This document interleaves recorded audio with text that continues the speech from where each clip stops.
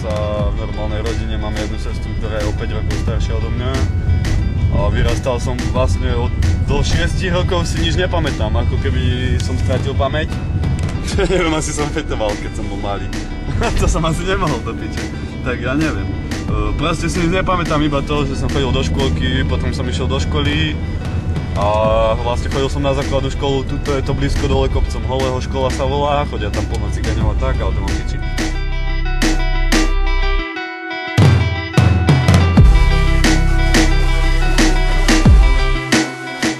No poviem ti pravdu, že mal som presne 14 alebo 15 rokov, už si nepamätám, bol som 9, tak na základnej škole.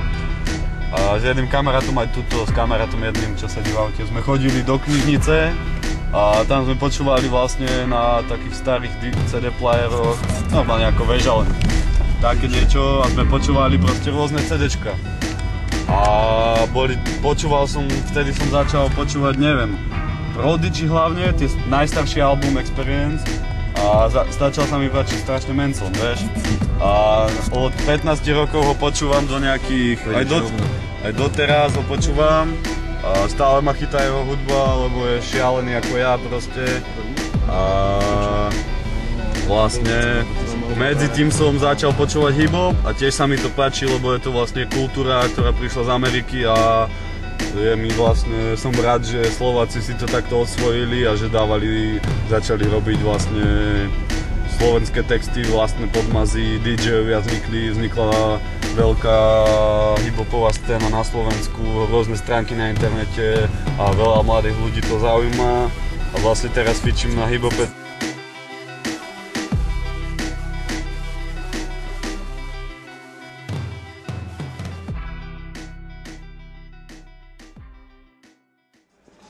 Žilina skurvená diera je vyjebané mesto, ja som Čalos Petr Žalky, môžete mi lízať moje dve obálky, čo mám pri sebe, hej, piko, džangujem si do kabla hero a mám piči, máš tu pexisty, zavolajte políciu, mám ich piči, nakopem im do rozkroku a potom môžete ísť všetci do piči, je tu nejaká akcia, asi tu zarepujem na stage, to mám piči, pre Žilu nespravím nič a mám to piči,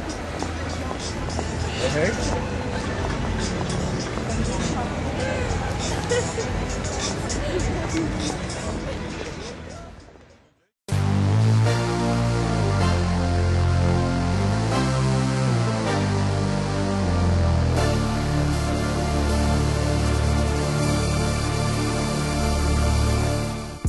Tak ja neviem, začal som počúvať vlastne skupiny a keď som to nepočúval hudbu, tak mi to vlastne zostalo v hlave tie slova, tak som si to začal spievať a potom začala myšlienka, že spravím niečo svoje, nejaké vlastné rímy, že mám na to, každý človek má na to, len musí to skúsiť. Tak skúsil som si dať nejaký freestyle na ulici, keď som bol najebaný a tak. Najprv mi to nešlo, ale potom som sa chytil, začal som dávať battle po uliciach a tak proste, inšpiráciu berem sám sebe proste, no.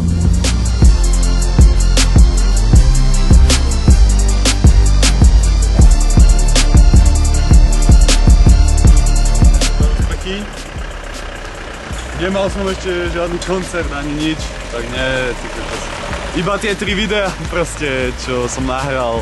To sú tie najväčšie rapové úspechy a tak.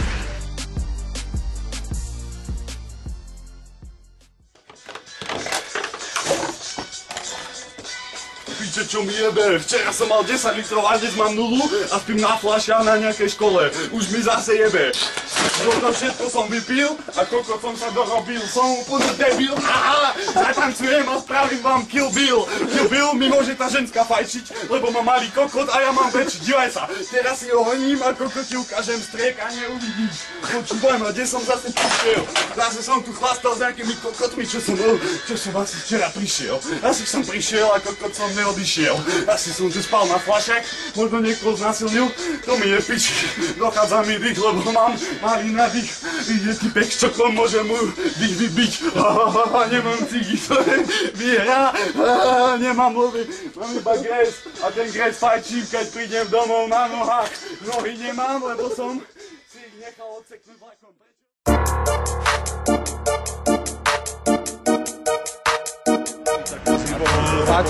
Začal som počúvať, ako prvú vec z hip-hopu, čo som počul, boli ťažké činky.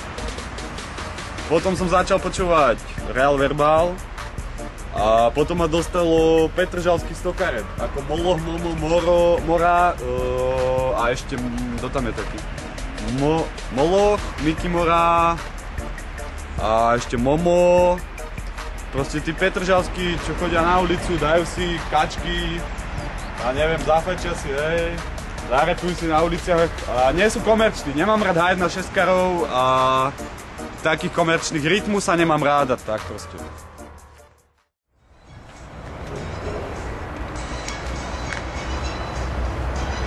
Raz, dva. Takže láska. O láske moc často nerepujem, ale teraz ti poviem vety, ktoré ti zmenia tvoju mysel. Tvoja mysel je skazená marihuanou, drogami, alkoholom, kolou alebo babami. A babami, o tom tu chcem točiť. Baby sú proste kurvy, jebem na nich, môžu mi vylízať môj tučný kokot, ktorý si horím každý mesiac pravidelne žiletkami od Gillette Senzor. Úplná akcia, za 3 € to kúpiš Tesku, to je ako za nič a proste láska. Takže lepem tu o žiletkách, ale radšej.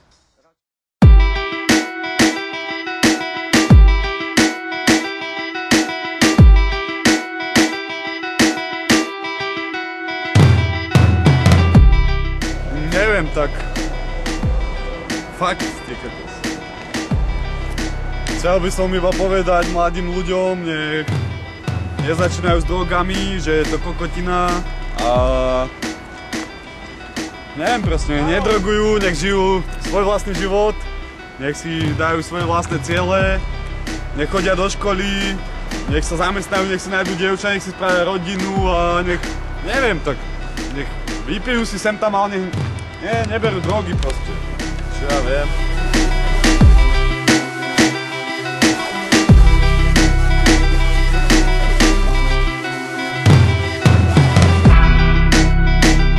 Chcel by som si nájsť nejaké dobré dievča, ktoré ma bude mať rado, taký ako som. Asi sa mi to nesplní. A neviem proste, chcem si nájsť nejakú normálnu robotu a odsťahovať sa do Petržalky proste. Máš nejaké špeciálne kritériá na dievča svojich snov? Ako vzhľadovo nie, ale nech je úprimná ku mne a nech si aj zafajčí sem tam fumo, ale nedroguje tvrdé drogy a nech neklame, to je jasné. Chcel by som stretnúť Teslu. A Molocha, Mikyho Moru a Moma. A ešte jedného. Tommyho, toho. Hej, Tommyho. Oh, hello. No, čauko Tesla. Som tu s kamarátom a proste chcel by som ťa pozdraviť. Že ako sa máš a tak, lebo som tvoj fanúšik, strašne sa mi páči vaša skupina. A prepáč, ak ťa otravujem, ty kokos, fakt, sorry. Pohode. Môžem? Tak ako sa máš a že čo robíš a tak? Pohode. Ešte že si ináč prišúkam to číslo, mám však to nikto nemá. Proste ja mám meno v Žiline, ja som rapper, vieš, a tak proste. Žijem v betónovej klietke a už mi z toho jebe. Jak tu žiješ tiež, obávam sa, že bude aj tebe. Tu každý jebe do každého a každý to má v piči. Vzduch sa tu nedá dýchať a pomaly ma to ničí. Pervitínom osolené prepnuté deti, ktoré celý život blúdili, šlapali si na pety. Som pojebaná nula, čo je zamotaná v pasci. Na sídlisku plnou feťakov a premárnených šancí.